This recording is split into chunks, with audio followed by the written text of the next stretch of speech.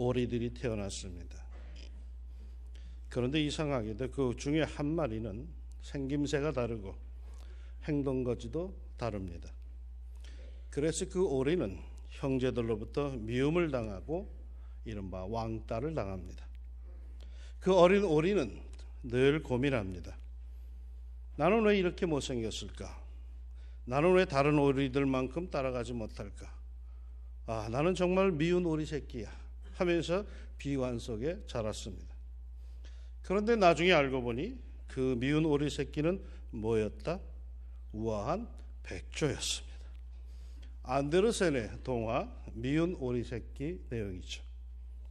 어릴 적에 이 동화를 읽으면 얼마나 기분이 좋았는지 모릅니다.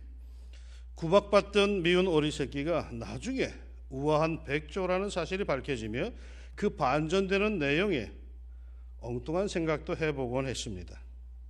혹시 어느 날 자가영이 우리 집 앞에 와 서더니 나를 보고 사실은 넌 재벌 누구의 아들이란다, 어릴 적에 잘못해서 그렇게 됐단다 하면서 데려가는 이 왕자병 같은 공상을 하던 때도 사실은 있었습니다.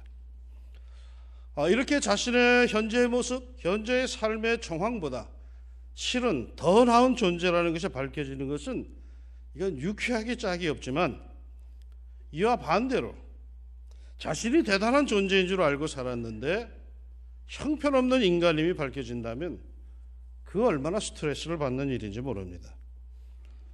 중고생 시절에 생각하는 것이 남과 달리 좀 유별난 것을 보고 친구들과 어른들은 저를 보고 너는 특별한 사고력을 가졌어, 넌 굉장히 철학적이야 하기에 저는 선천적으로 철학적인 성향을 갖고 태어난 줄 알았습니다. 그래서 취직 잘 되는 학과를 택하라고 집에서 그러심에도 불구하고 저는 내 손으로 스스로 철학과를 택했습니다. 내가 얼마나 철학적인데. 그런 어느 날 일간 신문에 현대인과 정신병이라는 기사에 정신병 증세를 소개해놨는데 그걸 읽어보니까 그거는 바로 내 이야기였습니다. 얼마나 충격이 컸던지 모릅니다. 나는 그것이 나의 선천적 철학적 기질이라 생각했는데 그건 좀 과하게 표현하면 정신병 증세였습니다. 이런 식으로 말이죠, 자부심을 갖고 살았는데 실은 그것이 형편없는 삶의 모습이라고 하는 사실이 드러날 때 사람들은 인정하고 싶지 않아 심하게 거부합니다. 심지어 그런 이야기를, 그런 논설을, 그런 학설을 없애버리려고까지 합니다. 그런 사람들이 오늘 말씀에 나옵니다. 지금도 그렇지만 예수님 당시에 유태인들은 자부심 하나 갖고 살던 사람들입니다. 수많은 사람들 중에서 하나님께서 자기 민족만을 택하셨고 특별히 사랑해 주시며 마침내 유태인 중심의 왕국이 이루어져서 세계 모든 이방인들은 모두 자기들의 하인이 될 것이라고 하는 소망을 갖고 어려운 세월을 이겨가던 이들이 바로 유태인들입니다. 어쩌면 옛날 우리 양반들처럼 배 쫄쫄 굶으면서도 양반 입내 하면서 배부른 척하며 사는, 누구의 몇 대 소원이라고 하면서 자존심만으로 살던 이들이 유태인들이었습니다. 특별히 아브라함의 자손이라고 하는 명제는 그들에게 있어서 최대의 명예요, 절대적인 것이었습니다. 그런데 이런 유대인들을 향해서 예수님께서 충격적인 선언을 하십니다. 아브라함의 아들, 웃기는 말이다. 너희는 마귀의 자식이니라. 너희는 모두 죄의 종이니라. 유대인으로서는 수용할 수 없는 말이었습니다. 예수님을 대적하는 유대인들이야 더 말할 것도 없지만 31절에 보면은 예수를 믿은 유대인들에게까지 이런 말을 하시자 예수님에 대해 호의적인 이들조차 이 말을 받아들일 수가 없었습니다. 어떻게 우리가 사단의 자식이요 죄의 종인가? 우리는 하나님의 선민이요, 그 증거로 율법을 받았고 선지자들이 있고 거룩한 성전이 있는데 어찌 우리가 죄인이란 말인가?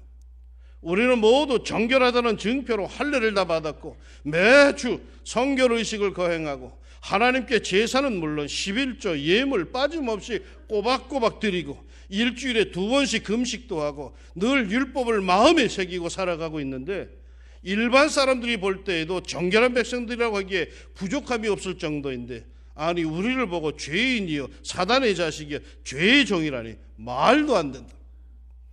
그래서 그들은 예수님께 항변합니다. 33절에 그들이 대답하되 우리가 아브라함의 자손이라 남의 종이 된 적이 없거늘 어찌하여 우리가 자유롭게 되리라 하느냐. 39절에 대답하여 이르되 우리 아버지는 아브라함이라. 41절에 대답하되 우리가 음란한 데서 나지 아니하였고 아버지는 한 분뿐이시니 곧 하나님이시로다.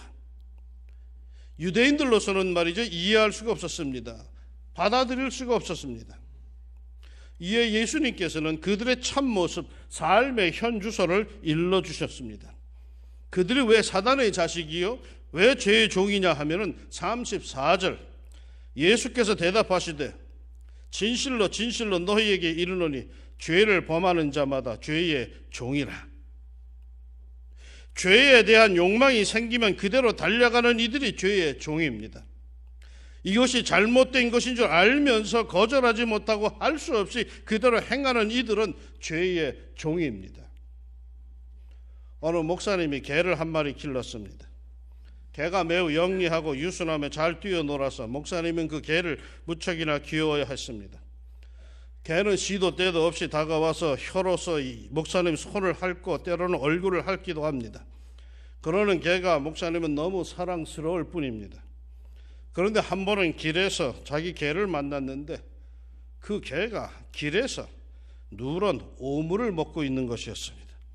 그러더니 목사님을 멀리서 알아보고는 달려오더니 펄쩍펄쩍 뛰며 목사님 품에 안기며 그 혀로 목사님 얼굴을 핥아대는 겁니다.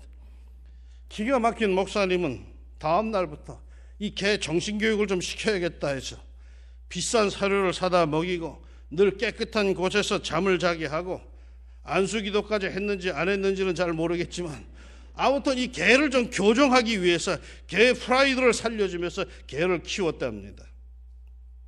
그날도 깨끗이 목욕을 시키고 개를 데리고 산보를 나섰습니다.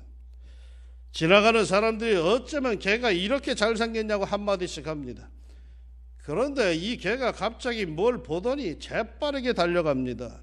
그리고 뭘 하나 물고 왔습니다. 뭘까요? 개똥이래요. 설교 듣고 깨끗이 몸과 마음을 씻었습니다. 기도로 지난 세월을 회개도 했습니다. 찬성으로 새로운 은혜를 감사하며 영혼을 정결케 했습니다. 몸가짐도 부드럽고 친절하게 그리했습니다. 누가 보아도 성결한 성도였습니다. 은혜 충만한 신자였습니다. 그런데 예배를 마치고 집으로 차를 몰고 가는데 갑자기 어떤 차가 급하게 끼어듭니다. 그러자 욱 하고 속에서 올라오는데 야이 XX야 합니다. 누구의 종입니까? 죄의 종입니다. 은혜 받으면 잠시이고 속에서 치솟아 올라오는 대로 결국 반응을 하여 죄를 범하는데 아주 익숙합니다. 겉만 보고는 모릅니다. 그래서 그는 죄의 종입니다. 죄의 욕망이 치솟아 올라오지 않을 때는 모르는데 일단 치솟아 올라오면은 어김없이 거기에 굴복합니다. 그래도 성결한 아브라함의 자손입니까? 그뿐이 아니죠. 그들은 진리의 말씀을 받아들이지 않습니다. 37절에 나도 너희가 아브라함의 자손인 줄 아노라. 그러나 내 말이 너희 안에 있을 것이 없으므로 나를 죽이려 하는도다. 겉으로는 아브라함의 자손이지만은 그러나 실제로는 믿음의 조상 아브라함의 자손이 아닙니다. 그만한 믿음이 없는 겁니다. 도리어 그들은 진리이신 예수님의 말씀을 받아들이지 않습니다. 그러나 내 말이 너희 안에 있을 것이 없으므로 나를 죽이려 하는도다. 주님의 말씀을 들을 때 받아들이지 않습니다. 왜요? 이미 자기 마음 안에 세상의 논리와 세상의 이야기가 가득 차 있기 때문입니다. 주님의 말씀이 비집고 들어갈 데가 없습니다. 자기의 생각과 자기의 취향과 자기의 고집으로 마음이 가득 차 있기에 여간에서는 주님의 말씀을 듣긴 들어도 받아들이지 않습니다.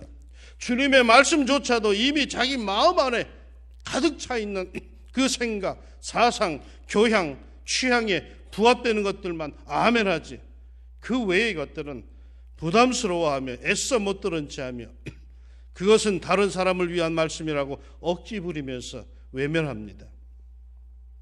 예수를 믿는다고 하면서도 예수를 도리어 자기의 생각과 취향대로 교화시키며 변질을 시킵니다. 그러다가 정 안 되면 그 예수조차 죽이고 맙니다. 자기 마음 안에서 말입니다. 그러기에 그들은 결국 사단의 자식들이었습니다. 경건한 아브라함의 자녀라고 생각하고 살았지만은 그것은 착각이었습니다. 하나님의 독생자 예수를 만나기 전까지는 그 생각이 통했지만 아닙니다. 이제 참 하나님의 아들 예수님을 만나서는 그들의 실체, 참 모습이 드러나는데 그들은 하나님의 아들이 아니라 사단의 자식이었습니다. 비극적인 일이었습니다. 그래서 결국 말로 당하지 못하니까 유대인들은 이런 행동을 취합니다. 마지막 59절에 보니까 그들이 돌을 들어 치려 하거늘 예수께서 숨어 성전에서 나가시니라. 말도 안 되니까, 말로 해서 안 되니까 성질 나는 대로 돌을 들어서라도 쳐 죽이려고 합니다. 본래부터 예수 안 믿던 사람들이 아닙니다. 본래부터 예수를 반대하던 사람들이 아닙니다. 예수를 믿은 이들이라고 분명히 서두에 밝혔습니다. 그럼에도 이들이 자기들의 생각과 다르다고 예수님을 돌을 들어 치려 합니다. 교회도 종종 그런 이들이 있죠. 평상시에는 몰랐는데 자기의 치부, 사악한 현 주소가 드러나니까 그들은 자기들의 본성대로 돌을 들어서 상대방을 죽이려고 합니다. 그렇게 함으로 예수님께서 선언하신 것이 사실임을 몸소 증명합니다. 너희는 너희 아비 마귀에게서 났으니 너희 아비의 욕심을 너희도 행하고자 하느니라. 그는 처음부터 살인한 자여 진리가 그 속에 없으므로 진리에 서지 못하고 거짓을 말할 때마다 제 것으로 말하느니 이는 그가 거짓말쟁이요 거짓의 아비가 되었습니다. 멀쩡해 보이고 경건해 보여도 그럴듯해 보이지만 실상은 마귀의 자식이었습니다. 그런데 말이죠, 여기에 묘한 아이러니가 있습니다. 유대인들은 자기들의 참 주소, 참 모습이 드러나자 예수님을 돌로 쳐 죽이려고 하였는데 예수님은 묘한 말씀을 서두에 하셨습니다. 진리를 알지니 진리가 너희를 자유롭게 하리라.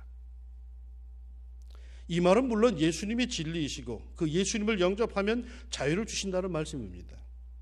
그런데 진리라고 하는 단어가 요한복음에서는 단순히 그런 의미로만 쓰인 것이 아니라 진실이라고 하는 의미로도 쓰였습니다. 그러니까 너희가 진실을 알지니 진실이 너희를 자유롭게 하리라 하는 말도 됩니다. 그 진실이 뭡니까? 우리가 그럴듯해 보이는 우리가, 경건하고 우아해 보이는 우리가, 엘리트여 점잖아 보이는 우리가 실상은 죄의 종이여 사탄의 자식이라는 사실입니다. 이 사실을 진실로 그대로 인정하는 이는 자유를 얻습니다. 늘 자기는 괜찮은 인간이고 자기는 법 없이 살 수 있는 사람이요 다 나만 같아봐라 하는 이는 결국 참 자유를 얻지 못합니다. 그러나 하나님 앞에서 자신의 죄인됨을 깨닫고 자신의 멸망의 자식이요 사단의 자식임을 깨닫고 예수님께 손을 뻗는 사람은 참 자유를 얻을 겁니다. 그러나 끊임없이 자기의 자존심만을 내세우며 자신의 죄인됨을 부인하고 자신의 의인됨만을, 그럴듯한만을 내세우는 이는 실상 뭔가에 쫓기는 듯 눌린 듯한 삶을 살 것입니다. 여러분, 신앙의 참 자유는 말입니다, 예수께서 고발하시듯이 우리의 죄인됨을 시인하면서 출발합니다. 그러게 누가복음 18장에 보면 두 사람, 자칭 의인 바리새인과 죄인의 대명사 세리가 성전에 올라가서 기도할 때에 바리새인은 죄 짓지 않고 산 것을 감사하고 세리는 자신의 죄인됨을 자복할 때에 그 거룩하신 하나님께서는 누구를 의롭다라고 여겨주셨는가 하면 자신의 죄인됨을 보고 고백하는 세리였습니다. 여러분의 삶의 진실은 무엇입니까? 목사의 아들, 장로의 딸, 권사의 사위, 집사의 자부, 스스로 괜찮은 사람이라고 여기며 살고 계십니까? 그래서 혹시 기도도 게을리하고 봉사도 뒷전으로 미루고 예배는 늘 선택사항이십니까? 그러다가 예수께서 자신의 참된 모습, 그 죄인됨, 그 사단의 자식됨을 보여주실 때 어찌하시려고 그러십니까? 막연히 자기는 그래도 괜찮은 사람이라고 여기며 그저 바쁘게만 살다가 어느 날 집요하신 하나님께서 사건과 사건으로 자신의 실체가 드러나도록 극단적으로 내 인생을 몰아가실 때 어찌하시렵니까? 내 삶의 진실은 무엇입니까? 나는 정말 하나님 앞에 정직합니까? 나는 하나님의 인정을 받을 수 있습니까? 내 꾸며진 겉모습을 다 까발린 내 참된 모습은 과연 무엇입니까? 꾸밈없이 그대로 하나님 앞에 드러난 내 삶의 진실은 무엇입니까? 구약성경 스가랴 3장에 보면은 이런 장면이 있습니다.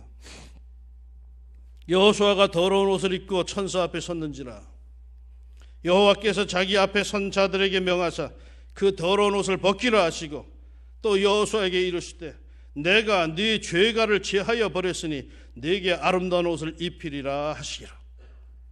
여기서 여호수아는 지도자 여호수아가 아닙니다. 대제사장 여호수아입니다.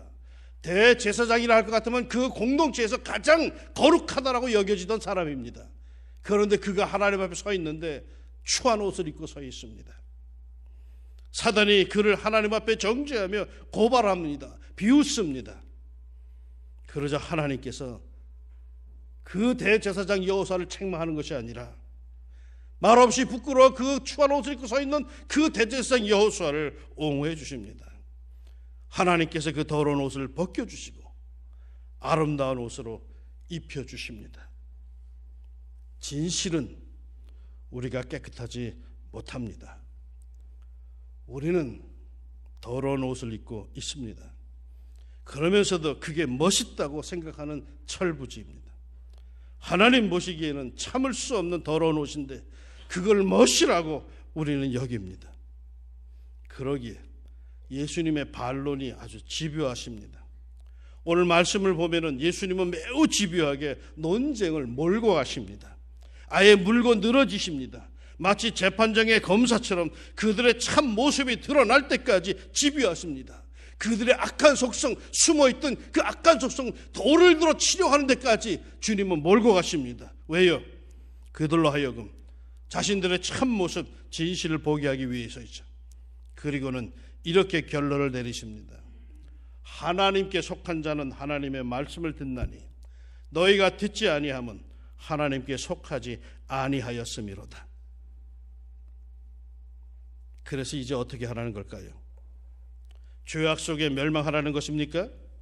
사탄의 뒤를 따라 모두 지옥으로 가라는 것입니까? 아닙니다. 그 비극적 진실을 인정하고 주 예수를 영접하십시오.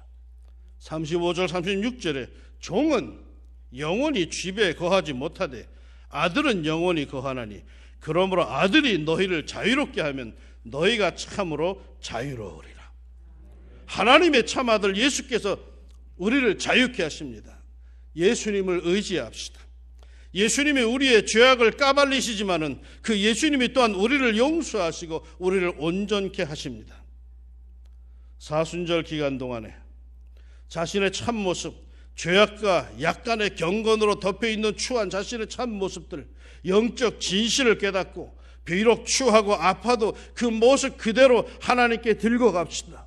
기도의 골방으로 들어갑시다. 은혜의 샤워실로 들어갑시다. 십자가의 보혈로 모든 죄악을 씻기시고 새롭게 하시는 사순절의 은총이 무릎을 꿇는 여러분들에게 모두 충만하기를 예수님의 이름으로 축원합니다. 기도합시다. 하나님 아버지, 그럴듯한 모습으로 이렇게 서 있지만 추한 죄인입니다. 내 속에 있는 걸 다 까발리면은 부끄러워 숨을 데도 없는 그런 죄인들입니다. 우리를 불쌍히 여겨 주옵소서. 아무리 우리가 우리의 죄악을 감춘다 할지라도 하나님께서 불꽃 같은 눈동자로 우리를 돌아보시는데 어찌 감출 수 있으며 어찌 그것을 미화시킬 수 있겠습니까? 할 말은 많이 있고 변명거리 많이 있지만 그러나 우리 스스로가 압니다. 하나님, 우리의 이 공고함을 불쌍히 여겨 주시사 예수 그리스도 하나님의 아들의 은혜의 손길을 통하여 우리로 하여금 깨끗한 주의 백성으로 거듭나게 하여 주옵소서. 육신의 모습에서 영의 모습으로 거듭나게 하시고 이 사순절 하나님 아버지, 우리가 정말로 결단하고 주님께로 돌아설 수 있는 하나님의 자녀들로서 새롭게 거듭나는 은혜의 역사가 우리들에게 있게 하여 주시사 하나님 무릎 꿇게 하시고 기도하게 하시고 말씀을 듣게 하시고 그 속에 하나님 놀라운 변화의 역사가 우리들에게 꼭 있게 하여 주옵소서. 저들이 주님 앞에 무릎 꿇을 때마다 은혜의 담비가 저들의 심령 속에 흡족히 내려서 새로운 하나님의 자녀들로 거듭나는 은혜의 역사 있기를 소망하오며 예수님의 이름으로 기도합니다. 아멘.